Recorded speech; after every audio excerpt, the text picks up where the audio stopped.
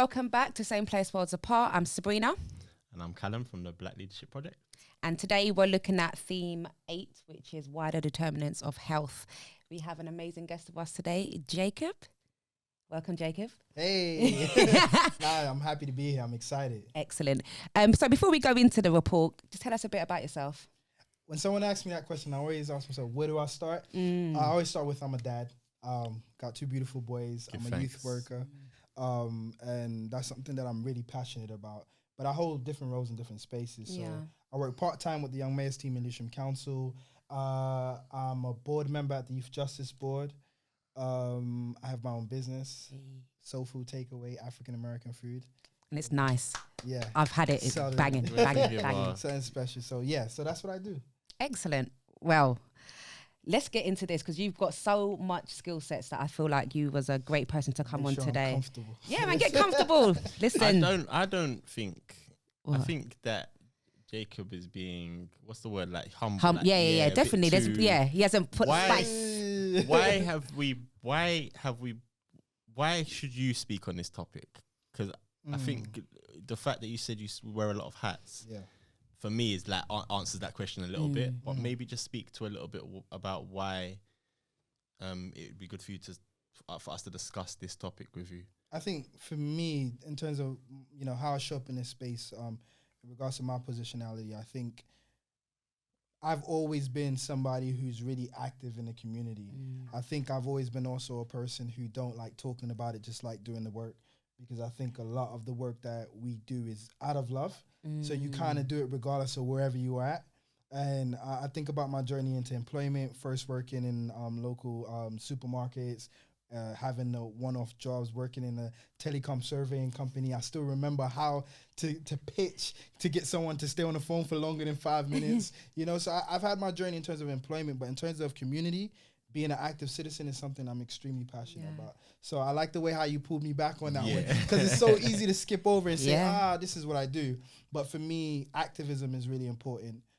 Active citizenship is really important, and it's something that I've done since the age of 14. At the age of 16, I was young mayor of Lewisham.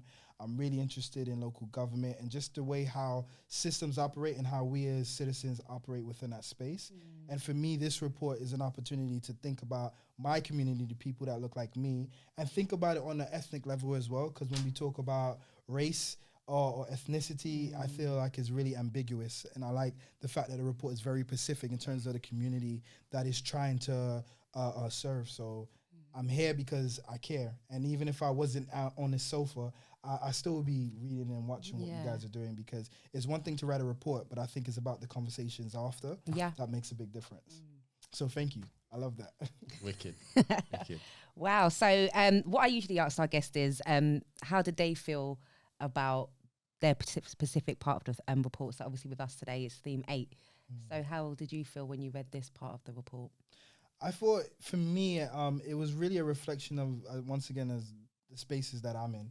If you think about who your elected local councillors are, if you think about who sits on the boards that make the decisions for organizations, whether they be public or private, you start to understand quite quickly the data could always be there. And you know what, arguably it has always been there. So in that part, I'm not shocked. When I look at the statistics, I'm like, it's sad, but I've heard this since as long as I can remember.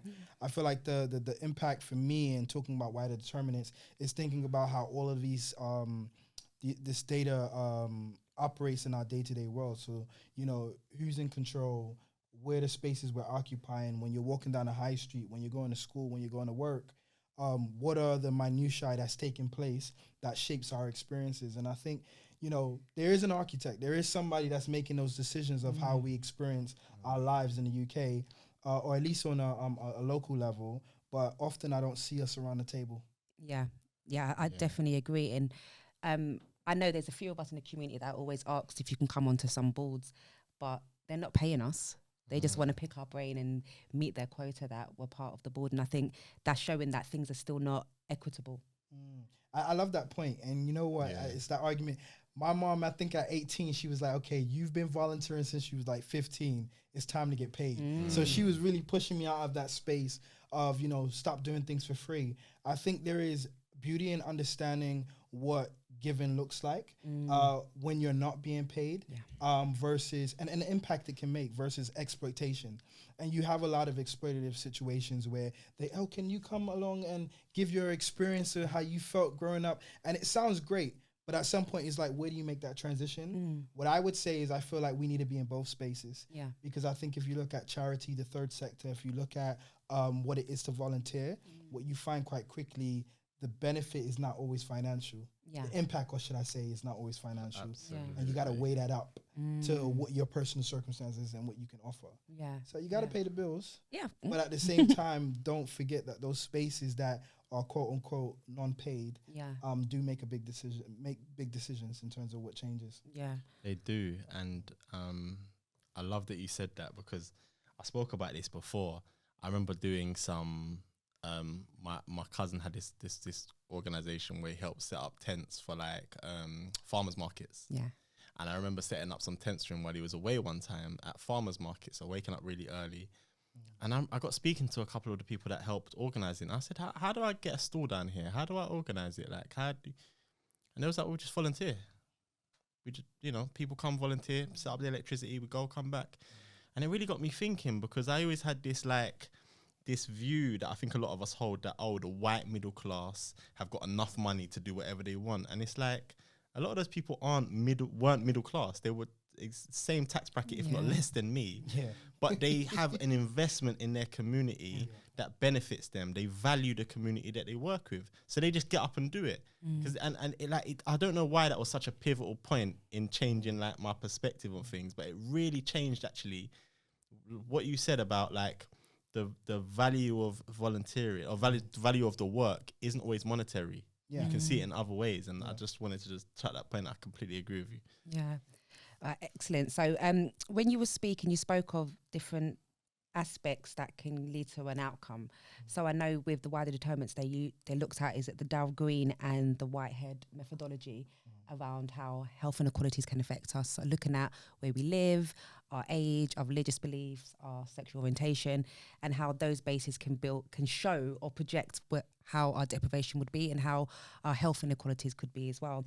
So when you look at this, it speaks on housing, education, unemployment, income, stop and search of our young people, and I guess us as a black community, because I know for myself, I've definitely been stopped a lot of times when I was younger, and I wasn't even that child that was on the radar just because of living in Lewisham, association to certain people. And then it speaks on crime, deprivation, benefits and financial support, and culture factors. Now, for me, I didn't know this till recently, that in Lewisham, Downham has a really high proportion of its residents that are not going into higher or further education, not in full-time employment. And there's a literacy issue as well. And that really shocked me, because every time I'm in those spaces, we're always hearing about north of the borough, they need this, they need that. And I'm always screaming about the other side because I'm from the other side. And obviously I care about the borough as a whole, but how can this be a problem? And no one's addressed it. And apparently it's a 100-year issue. So yeah, for me, I feel like you said about the volunteering, I think as a community, we need to give more time and find more time to give, because these things are not shocking to me. I already knew these things about, black people 3 times more likely to be arrested. This has been happening since our parents were young. Do you know what I mean? I think one thing I love, and I'm glad I'm here, because it's like we got the book in front of us. I read the executive summary, and it doesn't do it justice, the whole report. So it's worth reading a whole report if you get an opportunity to. And the reason why I say that is because we see a lot of reports on the quote-unquote black community in terms of what the issues are when something goes wrong. So if you think about the McPherson report, the David Lambert report, when we're talking about youth justice or just, the issues in our community. But it's really interesting. Why is it that we look at data when something is wrong? Do we ever look at the data in relation to our community when things are just happening? And I feel like this is an opportunity, even though it's about health inequalities, it still gives us a good way of looking at what change can be if we're thinking about everything. So in terms of wider determinants, it's like, where do you start? For me, I feel like it has to start in all of these places. Often we kind of say, let's start here and then we'll work to the next space later. I feel like, say, for example, if we're talking about issues that affect our older generation, that doesn't mean we shouldn't be talking to young people at the same time. It's, and that's what, from a resource point of view, it's like we deal with one group at a time. I feel like what needs to happen in regards to the stuff we're talking about, wider determinants, is like, what does social capital look like for us in Lewisham if you're a black person?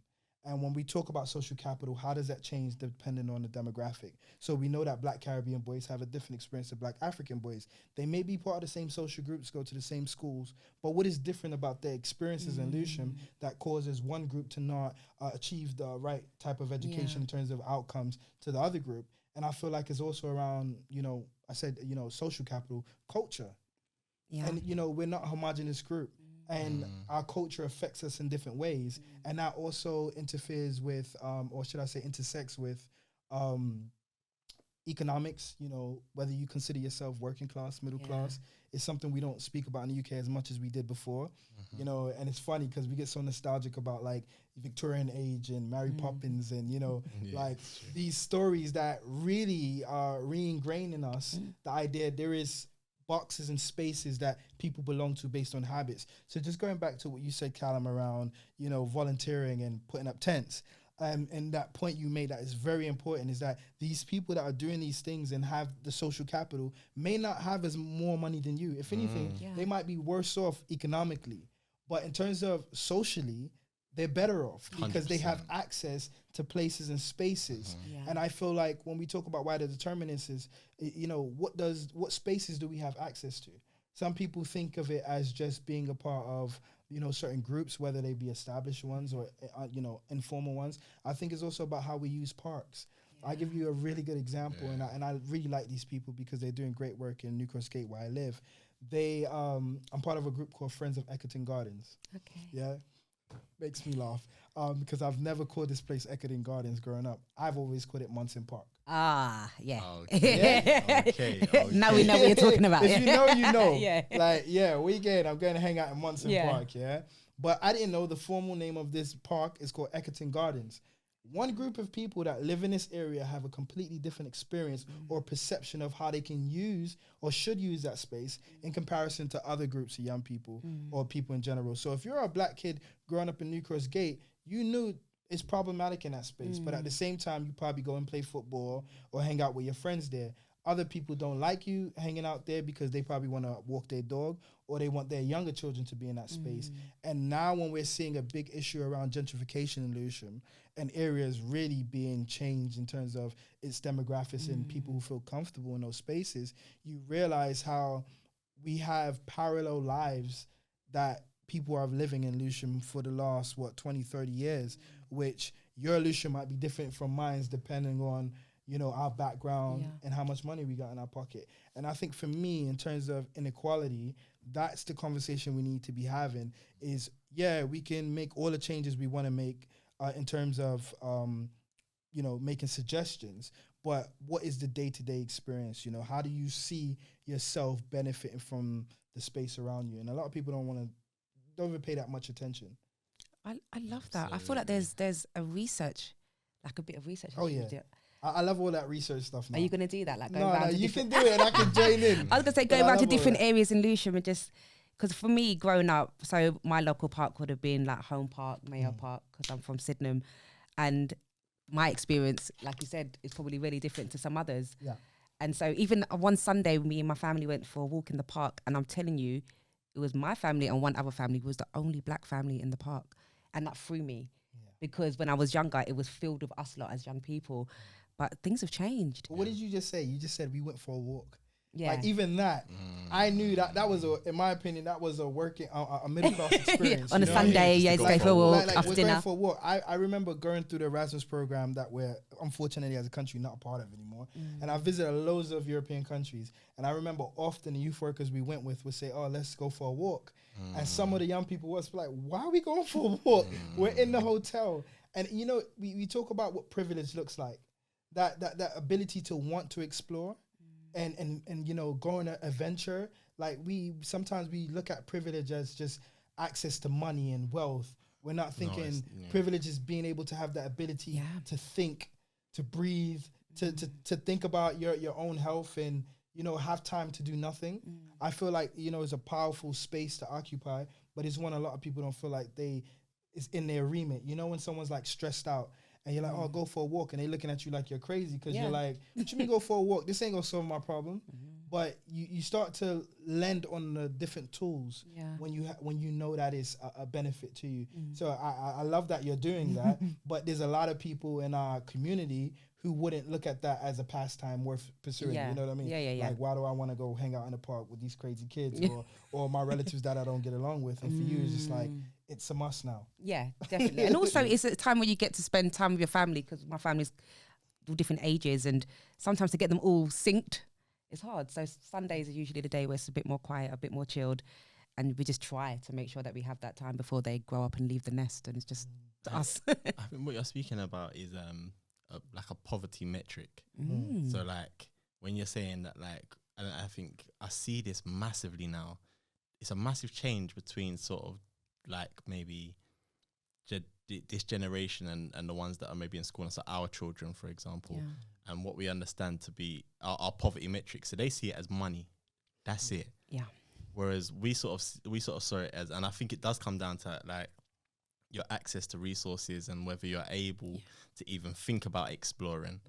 But that inquisitive spirit, if you don't have that, that is, for me, part of a poverty metric. You don't want to go for a walk in another country is ludicrous to me, but that makes complete sense to like some like 15-year-olds. And I don't know what that is or how we broach that, but I think they go hand in hand. I do really think that they're synonymous with one another, the mindset and then actually getting the resources or being able to change the environment in that way. I think, sometimes we are beholden to some of the, I was going to say rumors, but it's definitely not that. I think it's more, in the best way to say it, it's like, what is the good thing to do in terms of like career prospects? Like, how you hear, everyone laughs all the time when you hear West African descent people saying, oh, you have to be a lawyer, doctor, engineer, accountant, just about like, like you're in a small box in terms of what careers you can do. And the same could be said if you're from a Caribbean background. Like, we had those expectations as well. It's changed. And I think for me is, if you put career aside, what does your lifestyle look like to have a healthy one? And making time for each other and being able to communicate and express yourself is something that's really important. As a youth worker, being around Black boys, for example, and noticing that some of them don't feel comfortable to be seen as intelligent, or the ability to get something wrong, whether you're from a Black background or a working class background in school, for example, can be the definition of character assassination. And that can happen to you in year 7 and completely shape your whole education experience because you were laughed at. And now you're the idiot. And because of that, and people don't understand how nuanced and how it might seem something minor can have a tremendous impact on that young person's lives. And it's like, I always ask myself, just thinking about where we go from here, is how often do we create turning points for people in our community to change? Because when I was in school, and maybe you guys would agree, you wasn't allowed to change. You go home half term, you come back to school, and you like a different type of music. They looking at you like you crazy, unless it's a new artist, right? But to go to school and you grew up listening to R&B, and you come home talking about like, come back to school, I like rock. They looking at you like, you man, you can't hang out with your friends. So there was always that feeling of who I really want to be, I can't be. I'm really living my life for everybody else, and I think that's something across generations that has been the case. But I also think it is class defined. So I really feel like it's important to as much as we talk about race, which I don't believe exists, we're a human race. I understand it as a social construct, and I think we have to operate within that framework for now. But in terms of ethnicity, I think it's something we have to ask ourselves, what is going to be our hegemony going forward? What is going to be our cultural norms? And stop pretending that it's something written in stone that we can't change. We can actually say, well, this is going to be our culture illusion. This is what the data has been saying has been where the inequalities takes place. But this is what it could look like now. So could we change the way how volunteering is perceived? And if so, what does the benefit look like in terms of, okay, if someone's volunteering, we're going to make sure as a community we support them to do X, Y, and Z. I think that'd be really interesting. So are you running for mayor? You've been young, man. I don't know why you don't just run from here. I thought about it. I don't know about party Excellent. politics. I don't know about party politics. And For your you own know, party, you have to follow the ones that are out there. That's why I love this, because I think for me, really, when you talk about why the determinants, and we're not necessarily talking about those traditional boxes, right? Yeah. Because for me, I would love to meet more black people who are conservative. Yeah, I would love to meet more black people who are Lib Dems who are anti-party political. I tell you why. I tell you why. No, I tell you why, right? And I kid you not, I've over my years from like the age of 16 doing Young Mayors, like been on BBC and other shows and stuff like that. These people in the green room, they all talk to each other. Yeah. Some of them are really good friends. They are friends. On TV. Yeah. On TV, they represent this party, represent that party. So I find it really interesting. With us as a people, we take everything personal. Yeah, like for us, it's like it means something to us. You can't smile in the back room to me and then on TV or anywhere be a different person, because we're calling you out. We're not realizing that you can still be genuine and true to yourself and operate differently in different spaces and not be seen as, as it's something negative, I think. Because I think for us, because of our trauma and PTSD, and it's something that is generational, and there's loads of information on how that affects us on a cellular level from a DNA point of view, which I find extremely interesting, right? We have to recognize that all of us can't be the same thing. Yeah. Like you have to be Sabrina, you have to be Callum, and the spaces you operate in, own it. Yeah. And I'm going to protect you in those spaces as well, because some of us don't like reading. Like I got certain friends who I want to talk about the report to. Yeah. I can't give them this book. I can't. I just have to say, what do you think about this? And they might be more interested in a community conversation. Yeah. Whereas someone else might be really interested in just sending notes to your email account based on their review of it. So I think there's different strokes for different folks. Definitely agree. So let's look at the key findings. We've got the page in front of you. So unemployment in the UK for black people, 2 times more likely to be unemployed than white people. Black people are more likely to live in low income and live in deprivation, experience overcrowding, experience homelessness, experience fuel poverty. And black people are 3 times more likely to be arrested than white people. And black people are 9 times more likely to be stopped and searched than white people. So one of the ones, just thinking about culture, experience homelessness, like there's a taboo, at least in the Caribbean community, and I know for a fact in African community, when a young person is homeless, it's not even in general, who says that? Like who really says I'm homeless? And this is why definitions are really important, because if you don't have your own house and you're sleeping on someone's couch, you're homeless. You're sofa surfing. That is not your dwelling. And I think if you look at definitions of what constitutes homelessness versus what people might say or define themselves as being homeless, it's a wide berth. And I feel like there's a lot of shame to it. There's a lot of parents who don't want to admit that they kicked their kids out. And there's other parents who feel quite proud of the idea. Yes, I finally kicked them out, but they don't have the resources to stand on their own 2 feet. So for me, some of us might think, is it really an issue? And I think, to be honest, definitions make a big difference, because we might have it more of a problem than we want to admit. And I think the same could be said for overcrowding. Like if you come from a big family, you're used to sharing things. It's like I've always shared with my brother. Like, you know what I mean? And then, my cousins, they always come over on a weekend, and then you get older, you realize like our house was 2 packed. Like, you know what I mean? Like, and then you find out from social workers, like there's actually a metric in terms of how much space you're supposed to have in your house per kid. If you wanted to foster and you realize all these things, you're like, but I want to give the kid a loving home. And they're like, well, do you got the space? Who's in the home? Do they got background checks? And you don't live your life by that. But when you become a professional, even then, I think many of us leave the professionalism at work and survive as whoever we are. But I think sometimes we need to kind of mix and blend the two. Yeah, definitely agree. I mean, for me, I was looking before today, I was looking at the Peru to prison pipeline, and I was looking at the metrics behind that and the research that was done. And I feel like I may be wrong, maybe controversial to say it, but I do think that is the foundation for a lot of these things. I could be wrong, but I think my background as a teacher and the work that we do, the amount of young people that we've supported or been around that have ended up at a Peru and where they've gone after that hasn't been positive.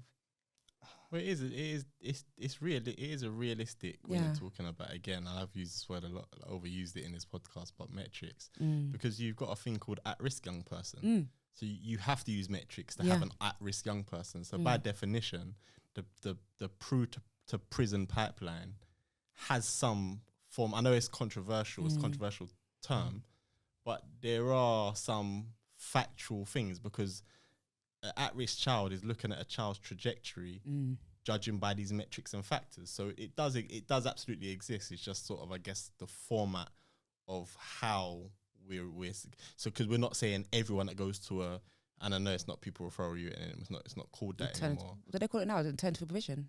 Say that again. Alternative provisions. Yeah, and the majority of them have changed to sort of social, emotional, mental health units. But in regards to Lucian, have we got one of those? We do, yeah. What's a social emotional unit? New Woodlands was a people referral unit. Oh, yes, okay. Alternative provision, but now it's a social, emotional, mental health. Yes. It's still very much stigmatized by the community as far as the people that we believe were there. But I think it's good that we're starting to look at it and say, actually, there are children here whose needs were actually going unmet, undiagnosed needs that we wasn't looking at, we wasn't considering. So there was again, and I think Junie spoke about this in the mental health one. They're being dealt with as criminals, as opposed to being dealt with and engaged as children that have needs. And I think as a parent, like, I'm always like cognizant of what's happening with my boys. As busy as I get, I always try to make a conscious effort to slow down and take in what their needs are. And it's really interesting when I think about parenting from a generational point of view. There's others who are not of my generation would be, oh, you're giving that one more attention than the other. And it's like, no, I know what they need. That one doesn't need emotional reassurance. That one is very sure of who he is. Whereas that one needs a little bit more attention. And are you okay? How do you feel? And I feel like being emotionally intelligent is extremely important as a parent and as a teacher, anyone who's working with young people for that matter. I feel like you have to think about where does your deficit lie and how do you fill that space? And that's why I love being a youth worker, because the best way to be a youth worker in terms of like core principles is starting where the young people are starting from, recognizing they have their own complex world, and whatever happened in their world is just as important as what happened in yours as an adult, and allow them to bridge the space. So for me, I'm not always trying to solve young people's issues. I'm like, yo, tell me about your day. How did it go? What went wrong? Oh, that's crazy. What did you do? And make them work it out and meet them halfway. And I think as a parent, it's something that we don't do enough of. And if you're someone who's been traumatized as well, they say hurt people hurt people. Like, it's true. Like, I apologize to my boys. I got a 3-year-old and a 1-year-old, and I know how to say sorry. Not because it fixes everything, but they need to get used to their dad, saying sorry to them. I don't think my dad says sorry to me, and I'm 30 years old. You know what I mean? Even then, it was like, so I'm waiting on it, but you know what I mean? I feel like that's really interesting. But just, not to say that this is my biggest point, but thinking about from a class point of view, if you're coming from a middle class background, it's more normal. They're not perfect, so it's not about what's perfect or imperfect. It's what is the norms in these social groups and what makes them different, or at least less susceptible to having some of the issues we have. I think a good example, if we talk about drug abuse now, in middle class communities, that's an issue in terms of using drugs and harmful substances that some of us from the Black Caribbean or Black African community will never touch. We're like, no, that's crazy. That's drugs. Like, you know what I mean? Like, we don't do that. But it's like, for them, it's like, why is it different?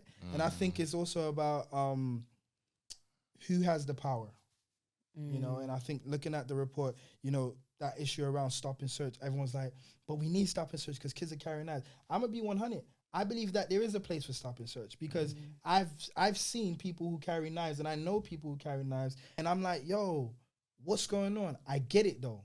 So they're in a catch-22 situation. So my argument is always like, what are you putting in place? So you're telling that person you shouldn't carry a knife because you're more likely to die by it, statistically. You're endangering other people's lives. The whole issue around you can take someone, it goes on and on and on. But my question is like, what environment are we creating, or what can we control to say to that young person, trust me enough to make this decision that arguably will make you vulnerable, and I can do enough to ensure that you're protected. Yeah. We can't offer that. I agree. Do you know why? Yeah, I know I can see you about to jump in. I saw the eye twitch. I was like, let me land. Statistically, stop and search has never correlated to less knife crime. No. However, if we turn around tomorrow and said we are never going to stop and search anyone again, we're never going to stop a car again, I might buy a gun myself because I'm not sure. I'm not sure what you lot. No, I'm joking. But I'm not sure what you lot are thinking because the majority of people are going to think to themselves, "So I'm never going to be stopped. I'm definitely not safe now." Yeah. Most of England will think like that. Yeah, No, of course. You're never going to stop nobody. You're not searching nobody. So anyone next to me can just. There's no deterrent. But that's America. We Like, you can legally. I'm not sure about the laws here, but in America, you can legally in certain states carry guns and open carry as well. So it's not a question of whether something's legal or not. It's whether or not you feel safe buying a gun because you know it ain't gonna help improve your safety. Yeah. So sorry, I don't want to interject, but I think you probably get me. Of course. No, go ahead. Yeah. You know, and I think for me, it's like it can't happen on its own, and that's the issue. Yeah. It's being seen as this is the way we stop it because they don't know how to do anything else. You know, I even presented this argument to people, and some people look at me like I'm crazy. Or more black people should join the police, and everyone's like, "Are you mad? Is it Leroy Logan? Have you read his book? Did you see about the police are institutionally racist?" Yeah. My argument is this: the police service, they are a service, which is very important to call them a service and not a force, because who are they a force against? Anyway, the police service is one of the last bastions of white working class spaces. It's not to say that white working class people are the issue, but some of the prejudices and racist ideals that may have existed in England at one point exist in these spaces because it's a homogenous group. They have more of a shared culture. Yeah. So this is what is normal is always going to continue there unless it gets shaken up a bit. And because of that, and because of us who have varying experiences of the police service, we feel like that place is not open to us. Yeah. But if you go to a party and you're having fun and you're enjoying them, the DJ is DJing out the party and 10 men show up in there, and 5 of them have ulterior motives for that night, it's going to mash up the whole party. I don't care what anyone says. Yeah. So for me, at the end of the day, I guess my point, and it's not the greatest analogy, but when we go to spaces in numbers, we may not necessarily be able to do everything we plan to do, but you do have an impact on what that subculture looks like. So we're talking about the policies in the police service, what needs to change. Yeah, that needs to change. Yeah. Like, how do you report issues? How do you deal with situations? What should be best practice? All of those things, cultural competency, workshops, all of that. But if we're not in there in numbers, when the cameras are off, when we're not on at the job and we're just all PCs hanging out having a drink on a weekend, it's our subculture that creates the culture.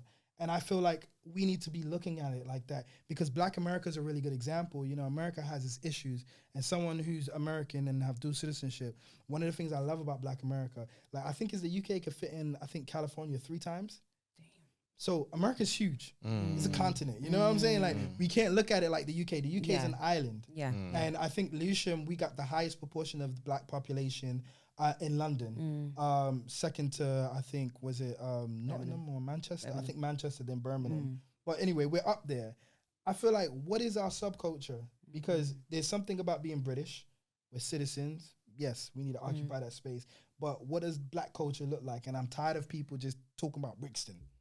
Yeah? Big up Brixton. Because Brixton is we're in Lewisham. Yeah. You know, we got our own history. It kind of goes back to it goes back to sort of what I was saying, and like obviously you're saying that there's it's a hard one. I don't agree with more Black people joining the service because I think that it's institutionally racist, and I think that by definition racism exists whether there's black person or white person around there. And I think the best example I can give is the fact that we have the most diverse cabinet at the moment that we've ever had in the UK, with some of the most draconian and racist policies that we've ever had. So that's why I don't think there's a correlation per se. But not all skin folk is kinfolk, right? No, 100%. But that's not my point. Was more not to look at the problem, but look at the solutions. And I think the solutions, there's not one. It's not one. It's not. There's more than one way to skin a cat.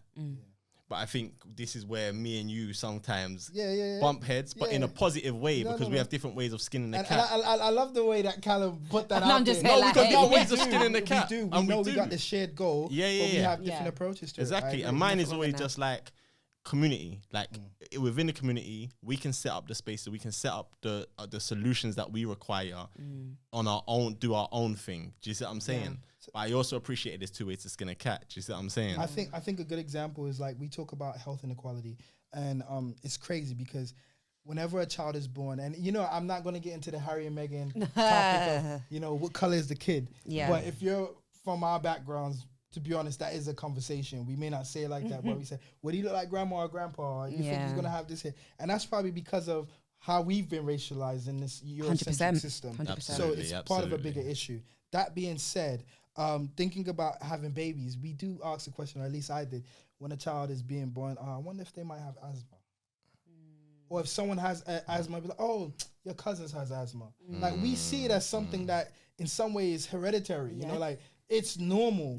And it's only until you meet people who take their family to Kent for the weekend or live in Kent and only move to London, commute to London for work. And they're like, like they don't live in London because of the pollution. When you start to really understand the economic situation around health and access to, for example, clean air, you start realizing, dang, we've been in this situation for too long. Like the fact that we see asthma as it's something we endure. You know what I mean? Oh, I got a pump, I don't use it no more. You know what I mean? Or I got this machine. You know what I mean? Like they had in the States, we had these machines where you put the little liquid in, because one of my cousins had really bad asthma to the point he had asthma attacks at night. And I remember getting so desensitized, so it was normal. It was like, put him on a machine, 20, 30 minutes, he's okay. And when you look at health inequalities and you start understanding the science behind, you know, health, you realize like there's too much of what diabetes, high cholesterol, we cope with it.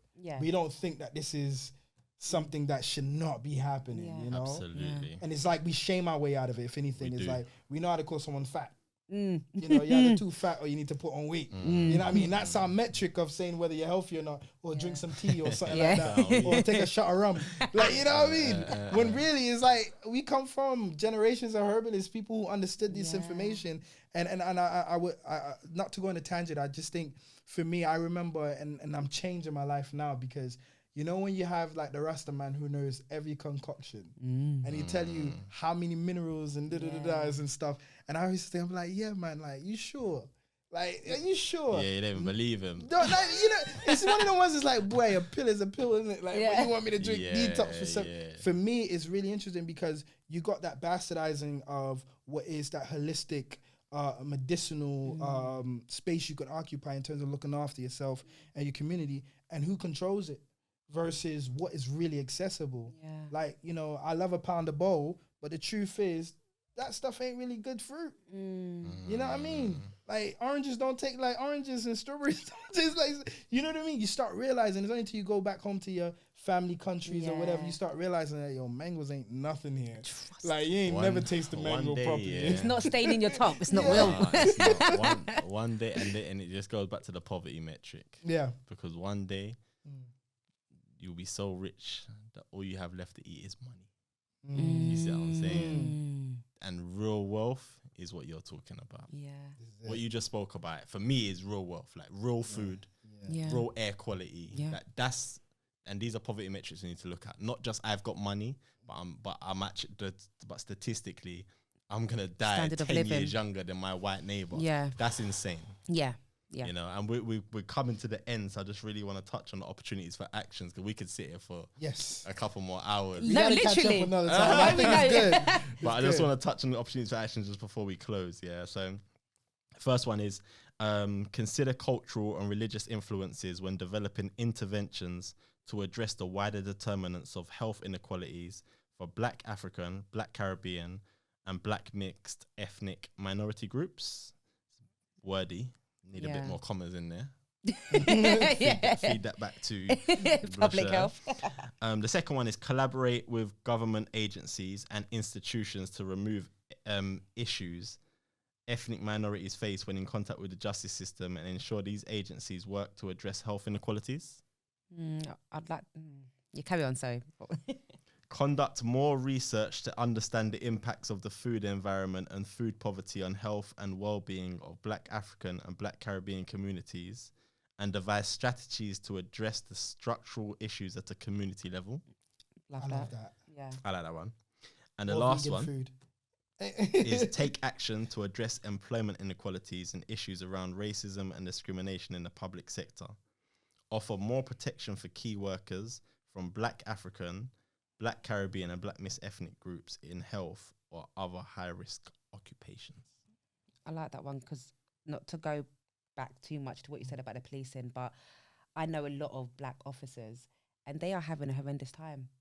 And I think it's good to say I want to get into those spaces to make changes, but how long is that going to take? Because the culture isn't set up for us to be able to thrive and for us to be ourselves. So you go into a space and before you know it, you start conforming to the ways of the culture of that, maybe that police station or wherever you are in NHS.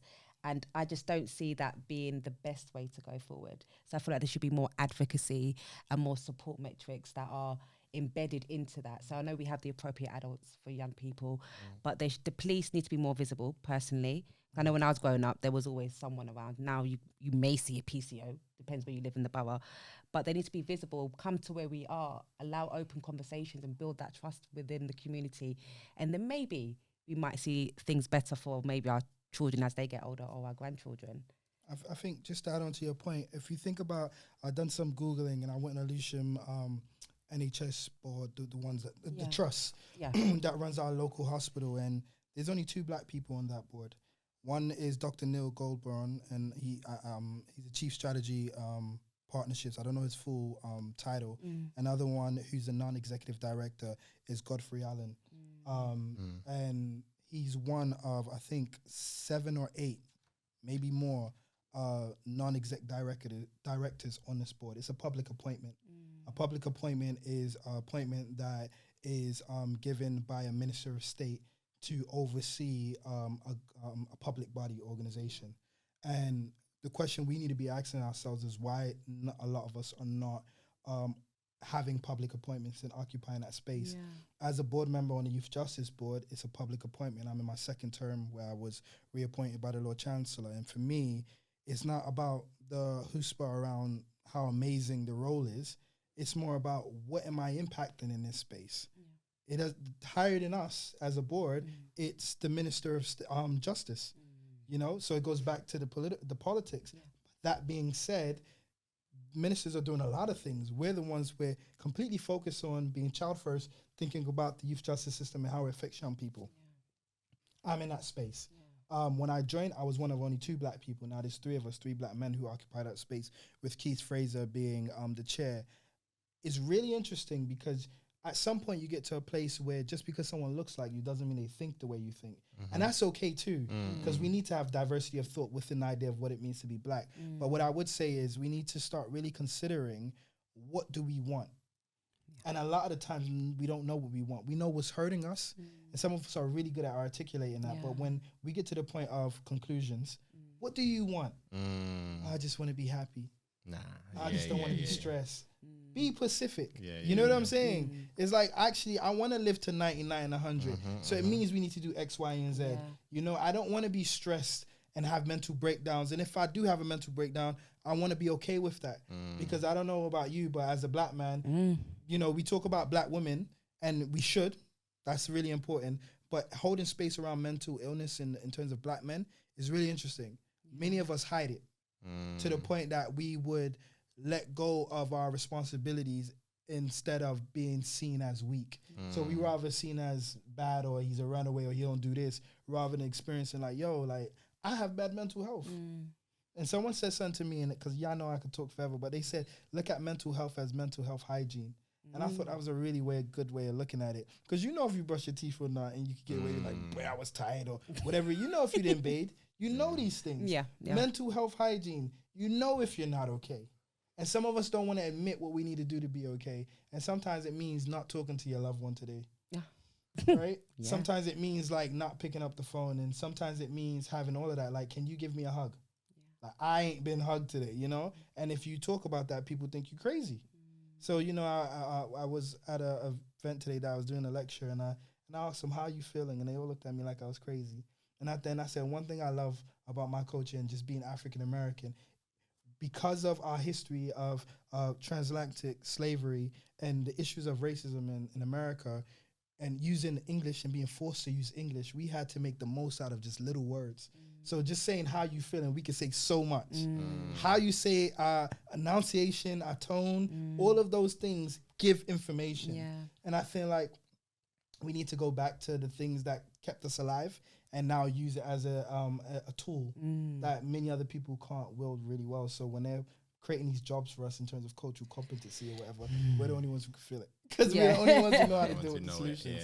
That's me, though. That's absolutely. Bro, we definitely got to have you back on.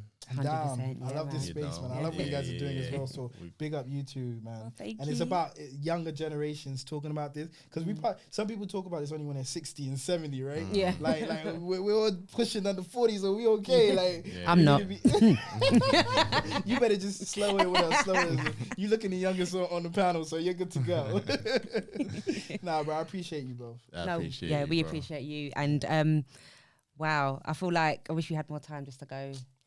And I kind of want to see you two go head to head. I always say, listen. I think you get when we Malcolm and Marion, we can do this. It goes all day, but you get so much from it. Yeah, I definitely. You know what I mean? Even if I leave, like, damn Jacob, like, I always get a lot from it. Yeah. So we Serious definitely gotta have you back on. That would be good. And boys, they need to see us talking. They need like to this. see it, man. They need to see it. Do you see what I'm saying? That you can have a conversation disagree, and have different, and there's but no the goal's fighting. still the same, you know. Yeah, and there's no fights or nothing after. And I don't have to malice him after. I don't have to be like, well, if someone's talking about Callum, I'm like, oh, don't give him that. No.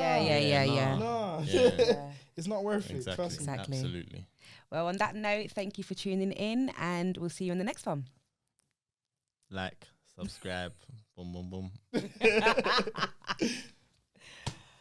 Thank you, hon. Oh.